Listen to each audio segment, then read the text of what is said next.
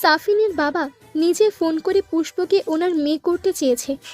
মিজান শেখ আর রোকসানা খুব খুশি। পুষ্পকে ভালো পরিবারে বিয়ে দিতে পারলে তাদের দুশ্চিন্তা কিছুটা কমবে। এতদিন অনেক বিয়ে এসেছে, তাদের ইচ্ছা পুষ্পকে লেখাপড়া করাবে, কিন্তু এখন সাফিনের পরিবার থেকে বিয়ের প্রস্তাব আসাতে মুন্নির কাছে ফোন দিয়ে জেনেছে। মুন্নি বলেছে হ্যাঁ বলতে, কারণ ছেলে ভালো, অবস্থা সম্পন্ন, মুন্নির কাছে থাকবে, তাই ভাবনার কোনো দরকার নেই। মিজান শেখ রোকসানাকে বললেন, আমার মেয়ে পড়তে চায়, এখনই বিয়ে দেওয়া ঠিক হবে? রোকসানা বললেন, সবসময় ভালো প্রস্তাব আসে না, ওনারা যেহেতু আসতে চাচ্ছে আসুক। মিজান শেখ বললেন, পুষ্পকে জিজ্ঞেস করে দেখো। রোকসানা বলল, তোমার মেয়েকে জিজ্ঞেস করব, ভালো ছেলে পেয়েছি, বিয়ে দিব ব্যাস। রোকসানা এত বেশি জোর দিলেন কারণ ইদানিং পুষ্পর পরিবর্তন ওনার চোখে লাগছে। মুখে সবসময় মুচকি হাসির রেশ লেগে থাকে। সেজে গুজে কলেজে যায়, কিছুক্ষণ পর পর আয়নায় নিজের মুখ দেখে গুনগুন করে গান গায়। আর সবচেয়ে বড় কথা হচ্ছে পুষ্প বেশ চঞ্চল হয়ে গেছে। রোকসানা এই বয়স পার করে এসেছে। পুষ্পর হাব ভাব দেখে তিনি সন্দেহ করছেন পুষ্প প্রেমে পড়েছে বা করছে, কিন্তু হাতে নাতে ধরার আগে তিনি চুপ আছেন। সুতরাং ভালো বিয়ে যেহেতু এসেছে, কোনো দুর্ঘটনা ঘটানোর আগেই বিয়ে দিয়ে ফেলতে চান। পুষ্প রাতে পড়তে বসেছে, তখনই রোকসানা বিয়ের কথা ওঠায়। পুষ্প, সাফিনকে তোর কেমন লাগে? কোনো ছেলেকে ভালো লাগে কিনা এটা তার মা জিজ্ঞেস করছে। এই কথার অর্থ কি সেটা পুষ্পকে বুঝিয়ে বলতে হয় না। মায়ের দিকে তাকালে তার মা বলে, সাফিনের পরিবারের থেকে বিয়ের প্রস্তাব এসেছে। পুষ্প গরম তেলে পানি পড়লে যেমন তেতে ওঠে তেমন করেই বলল, মা, আমি এখন বিয়ে করব না। রোকসানা শান্ত চোখে তাকিয়ে বলল। কেন? পুষ্প এই প্রশ্নের মুখে এসে থমথমে খেয়ে যায়। কোনো মতে বলল, আমি পড়ালেখা করতে চাই। রোকসানা জোর দিয়ে বললেন, সাফিনের পুরো পরিবার শিক্ষিত, তারা নিশ্চয়ই তাদের ছেলের বউকে অশিক্ষিত করে রাখবে না। ওনারা বলেছে যতটুকু ইচ্ছে পড়বি, সমস্যা নেই। শিমুলকে হারানোর ভয়ে পুষ্পর বুক খামচে ওঠে। মুহূর্তেই চোখের পাতা ভর্তি হয়ে পানি আসে। চোখ মুছে নাক টেনে তার মাকে বলে, মা, আমি এখনই বিয়ে করতে চাই না। পুষ্পর চোখের পানি দেখে রোকসানা ভাবুক চোখে তাকিয়ে থাকে। এটা কিসের কান্না? উনি যা ভাবছেন তাই না তো? উনি সোজা সাপটা জিজ্ঞেস করেন, বিয়ে না করার কারণ শুধু লেখাপড়াই নাকি আরো অন্য কোনো কারণ আছে? পুষ্প সতর্ক চোখে মায়ের দিকে তাকায়, তারপর ঠোঁট উল্টে কেঁদে বলে, মা, আমি তোমাকে আর আব্বাকে ছেড়ে যেতে চাই না। আমার দয়া করে এখন ওই বিয়েটি বন্ধ করো। সাফিনকে রোকসানার খুব বেশি পছন্দ, তাই তিনি জোর দিয়ে বললেন, সাফিনকে বিয়ে করতে হবে, এমন ছেলে হাতে গুনে ও পাওয়া যাবে না। পুষ্প মাথা নেড়ে বলল। না। রোকসানা বললেন, তোর কিসে ভালো কিসে মন্দ সেটা আমরাই বুঝি, তাই যা বলবো তাই হবে। পুষ্প কিছু বলার আগে রোকসানা বলেন, মা বাবার কথার বাইরে গিয়ে বেয়াদবের পরিচয় দিতে হবে না। পুষ্প বলে, কিন্তু আম্মা। পুষ্পের কথা শেষ হবার আগে রোকসানা বলেন, কালকে সন্ধ্যায় সাফিনের আব্বা আম্মা দেখতে আসবে, ওনারা হজে যাবে, তাই একটু তাড়াতাড়ি করতে চান সব। কালকে কলেজ যাওয়ার দরকার নেই। এটা বলে তিনি চলে যান। পুষ্পর নরম মন ভয়ে চিৎকার করে ওঠে। গলা দিয়ে শব্দ করে কান্না আসতে চায়। হাত দিয়ে মুখ চেপে শক্ত হয়ে বসে থাকে। শিমুলকে ছেড়ে অন্য কাউকে বিয়ে করবে কিভাবে?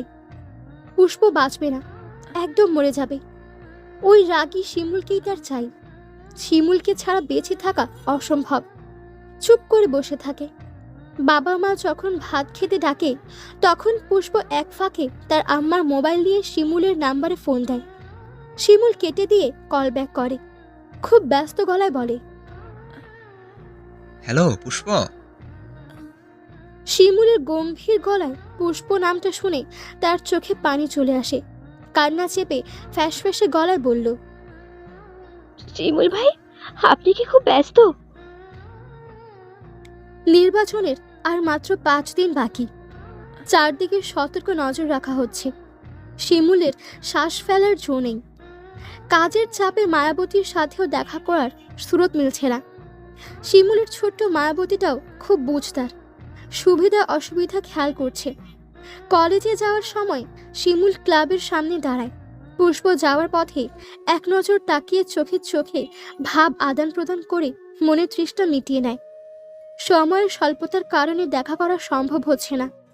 হঠাৎ করেই প্রিয় ফুলের গলার কান্না ভিজা স্বর শুনে বুকের কোথাও চাপা ব্যথা অনুভব হয়। গভীর চোখের তারায় খেলে যায় একরাশ দুশ্চিন্তা। চুপচাপ অথচ গাঢ় নিঃশ্বাস শুনে শিমুলের হাতের কাজ থেমে যায়। ব্যস্ত পায়ে সবার থেকে দূরে গিয়ে বলে, কি হয়েছে পুষ্প? পুষ্প কথা বলতে পারে না। এই ছেলের গলার স্বর শুনলেই কেমন পাগল পাগল অনুভূতি হয়। একে ছেড়ে অন্য কাউকে বিয়ে কিভাবে করবে সে? শিমুল ভাবে হয়তো দেখা করতে পারছি না বলে কান্না করছে। মুচকি হেসে নরম গলায় বলল, দেখা করতে পারছি না বলে কাঁদতেছিস? আচ্ছা বাবা, আর মাত্র 5 দিন, তারপরে সারাটা ক্ষণ আমার ফুলে, ঠিক আছে? পুষ্প ফুপিয়ে ওঠে। শিমুল এত সুন্দর করে কেন কথা বলে? কান্নার শব্দ যেন না হয় তাই মুখে হাত চেপে ধরে। কান্নার চাপা শব্দ শুনে শিমুলের হাসি হাসি চোখ মুখ নিমিষেই শক্ত হয়ে যায়। গলার স্বর হয় রুক্ষ। কি হয়েছে? শিমুল ভাই, কি হয়েছে? আজকে কি দেখা করা যাবে? শিমুল চোখ বন্ধ করে দাঁড়িয়ে থাকে। তারও তো ইচ্ছে করে দেখা করতে, কিন্তু কাঁদছে, সময় মেলাতে পারে না। বর্তমানে নির্বাচন, আশেপাশে রাস্তাঘাটে মানুষ গভীর রাত পর্যন্ত ঘোরাঘুরি করে। এই মুহূর্তে দেখা করাও রিস্ক। পুষ্পকে বোঝানোর জন্য বলল, কয়েকদিন পরে দেখা করি, হাতে প্রচুর কাজ ছিল, প্লিজ। পুষ্পর এমন ধরনের উত্তর মোটেই পছন্দ হয় না। সাফিন তাকে পছন্দ করেছে। তার কথা মতোই ওনার বাবা মা আসবে, আর খুব জলদি বিয়েও হয়ে যেতে পারে। এদিকে বিয়ে হয়ে যাচ্ছে আর শিমুল কিনা কাজ নিয়েই পড়ে আছে। মোবাইলে বেশিক্ষণ কথা বলাও যাবে না, যে কোনো সময় তার আম্মা চলে আসতে পারে। পুষ্পর রাগ হয়। কান্না ভেজা গলার রাগের হলকা ছুটিয়ে বলল, আমাকে একজন নিয়ে যাচ্ছে আর আপনি কাজ কাজ করে মরে যাচ্ছেন। যান, কাজই করুন। আরেকজন নিয়ে যাচ্ছে। শিমুলের ধারালো মস্তিষ্কে টুক করে গিয়ে ছড়ার মতো বিধে। নিয়ে যাচ্ছে মানে? কার এত সাহস? একদম মেরে পুঁতে দিবে না? মুহূর্তেই শিমুলের চোয়াল শক্ত হয়ে আসে। কে নিয়ে যাবে? রোকসানা আবার গলা ছেড়ে ডাকে। পুষ্প তাড়াতাড়ি করে বলল, আম্মা ডাকছে, দেখা করেন প্লিজ। শিমুল চোখ বন্ধ করে বলল, 1টা বাজে আসবো, বেরোতে পারবি? পুষ্প জলদি বলল, পারবো, রাখি। এটা বলে নাম্বার ডিলিট করে ভাত খেতে যায়। শিমুল আসবে। শিমুল আসলে সব সমস্যা সমাধান হবে। 12:30টার দিকে শিমুল ফ্রি হয়। এতক্ষণ কাজ করেছে ঠিক, কিন্তু পুষ্পর বলা কথাটা মাথায় ঘুরেছে। অন্য কেউ নিয়ে যাবে মানে কি? শিমুল যে বছরের পর বছর অপেক্ষা করে গেল অন্য কারো নিয়ে যাওয়ার জন্য। শিমুল ভেবেছে নির্বাচন শেষ হলেই তার আব্বার কাছে পুষ্পর কথা বলবে। যাওয়ার রাস্তায় মিন্টু মিয়ার সাথে দেখা। মিন্টু মিয়া তার দাদার ডান হাত। গ্রামের আনাচে কানাচের সব খবর তার দাদার কানে দেয়। শিমুলকে বাড়ির উল্টা পথে দেখে মিন্টু সন্দেহর চোখে তাকায়। শিমুল ভাইজান, এদিকে কই যাও? মিন্টুকে দেখে শিমুল সতর্ক হয়ে যায়, আঙ্গুল দিয়ে সিগারেটের টোকা দিয়ে পোড়ো অংশ ফেলে বলে, তিয়াসের কাছে যাই, একটু জরুরি দরকার। মিন্টু আর কিছু বলে না। সে তার মতো চলে যায়, কিন্তু কপালের ভাঁজ মেলায় না। ভাবে দাদার কাছে খবরটা বলা উচিত কিনা। শিমুল খেজুর গাছের নিচে দাঁড়িয়ে লম্বা শ্বাস নেয়। একটা বাজতে আরো মিনিট 5 বাকি। শিমুল আকাশের দিকে তাকিয়ে হাসে। যেদিন পুষ্পর সাথে তার দেখা হয় সেদিনই আকাশে উজ্জ্বল চাঁদ থাকে। আজকেও ঠিক তেমনই, চারিদিকে আলোয় আলোয় ঝলমল করছে। তখনই আরেকটা চাঁদ ঝলমল করে গুটি গুটি পায়ে আসে। শিমুল উঠে দাঁড়ায়। কিছু বলার জন্য মুখ খোলার আগেই পুষ্প 2 হাত দিয়ে আঁকড়ে শিমুলের প্রশস্ত বুকে মিশে যায়। শিমুল অবাক হয়ে দেখে, এত লজ্জাবতীর আজকে কি হলো যে স্বেচ্ছায় বাঘের ডেরায় ঢুকে গেল। সে বুঝতে পারে পুষ্প তাকে আরো শক্ত করে জড়িয়ে ধরেছে, যেন বুকে একদম মিশে যাবে। ক্ষণে ক্ষণে শরীর কেঁপে উঠছে, কাঁদছে। শিমুলও আলতো করে তার তুলোর মতো নরম ফুলটাকে জড়িয়ে বলে, কি হলো আমার ফুলের? পুষ্প কিছু বলে না। শিমুলই আবার বলে, না বললে বুঝবো কি করে? পুষ্প মাথা তুলে তাকায়। শিমুল তার দিকে তাকিয়ে হাসছে। শিমুলের এমন পাগল করা হাসি দেখে পুষ্প ঠোঁট ফুলিয়ে কেঁদে বলল, আপনি কি আমাকে ছাড়া থাকতে পারবেন? শিমুল পুষ্পর ভেজা চোখ মুছে বলল, ছেড়ে থাকবো কেন? হ্যাঁ, তুমি কই যাবে? শিমুলের মুখে এই প্রথম তুমি শব্দটা শোনা হলো, আর তুমি করে বলাটা শুনতে পুষ্পর খুব ভালো লাগলো। শিমুলের চোখে চোখ স্থির রেখে বলল, বিয়ে হয়ে যাবে। শিমুল পুষ্পর পিঠে হাত রেখে মাথা ঝুঁকিয়ে বলল, তা তো হবেই, বিয়ে না করলে বেশি বেশি আদর করবো কিভাবে? মজা করছি না, সবকিছুতে মজা করবেন না। শিমুল পুষ্পর মুখের দিকে তাকিয়ে বলল, আচ্ছা বলো শুনি। কিছুদিন আগে আপুদের সাথে শাপিন ভাই এসেছিল, আপনি তো জানেনই। উনি আমাকে পছন্দ করেছে। আগামীকাল আমাদের বাড়িতে ওনার বাবা মা আসবে। ওনারা নাকি হজে যাবে, তাই তাড়াতাড়ি বিয়ের কাজটা সম্পূর্ণ করে ফেলবে। পুষ্পর বলা প্রতিটা কথা শুনে শিমুলের মুখ গম্ভীর হয়ে যায়। তুমি থেকে আবার তুইতে চলে যায়। তো করে ফেলো বিয়ে। শিমুলের এমন কথা শুনে পুষ্পর ভয় হয়। তাহলে কি অন্য সব বাজে ছেলেদের কাতারই শিমুল? এই প্রেম প্রেম খেলা তাহলে কি অভিনয়? চেয়ারম্যানের ছেলে পুষ্পকে ব্যবহার করে ছুঁড়ে ফেলে দেবে? পুষ্প শিমুলের হাতের বাঁধন থেকে নিজেকে ছাড়াতে চায়। ছাড়ার বদলে হাতের বাঁধন আরো শক্ত হয়। শিমুল বলল, কি হলো? এভাবেই তো ভালো। পুষ্প মুখ অন্ধকার করে বলল, না চাইলে বিয়ে করব কিভাবে? ছাড়েন। শিমুল ছাড়ে। কয়েকদিন পরে নির্বাচন। এই অবস্থায় বাড়িতে বিয়ের কথা বলা ঠিক হবে না। সব কিছুর একটা আলাদা সময় আছে। কিন্তু এই সময় খুঁজতে গিয়ে যদি তার ফুল হারিয়ে যায়। তার গলার স্বর গম্ভীর করে বলে, আমি কি তোমার আব্বার সাথে কথা বলবো? পুষ্প আঁতকে উঠে বলল, না না, কেন? আব্বা শুনলে কষ্ট পাবে। তাহলে কি করার? আমাকে ভুলে বিয়ে করে নে। শিমুলের এমন নির্লিপ্ত গলার কথা শুনে পুষ্প কেটে দেয়। মরে যাব। শিমুল চোখ পাকিয়ে পুষ্পর দিকে তাকায়। পুষ্প ঠোঁট ফুলিয়ে বলল, আপনাকে ছাড়া আর কাউকে বিয়ে করতে পারবো না। কেন পারবি না? আমি যেমন ভালোবেসে আদর করব, ওই ছেলেও করবে, তফাৎ কি?